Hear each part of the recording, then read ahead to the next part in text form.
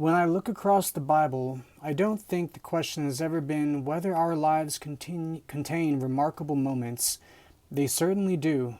The question is whether those moments make us look more like Christ. Does an unexpected meeting teach us to love? Does an opportunity teach us generosity? Does injustice teach us courage without hatred? Does suffering teach us compassion? Does success teach us humility? If so, perhaps we've understood God's purpose better than if we had solved every mystery of providence itself.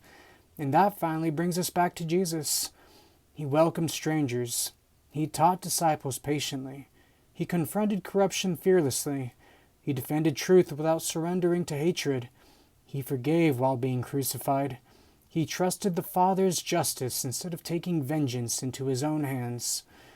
When we wonder what to do with the people and the circumstances placed before us, his life becomes the answer. Love your neighbor. Welcome the stranger. Teach what you've received. Stand for truth. Oppose injustice. Leave vengeance to God. And in everything, let your heart remain so close to the Father that no amount of darkness convinces you to stop walking in the light. With that said, I'm going to move up a little bit further and I'm going to go into more deep detail of the immediate responses I got from my friend Luce. And it's pretty much going to go into like the thoughts that I was circulating when all this was going on. And so we're going to start with the whole MJ thing. So, did God orchestrate this? Scripture doesn't tell us to assume every event is a supernatural sign. At the same time, Scripture repeatedly teaches that God is sovereign over our lives. Proverbs 16:9.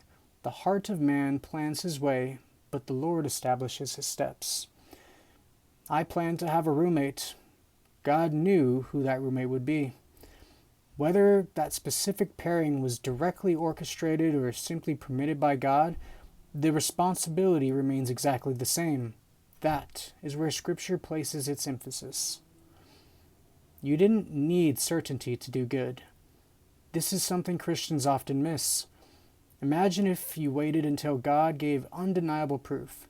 God, if this is your will, send me 3 lightning bolts.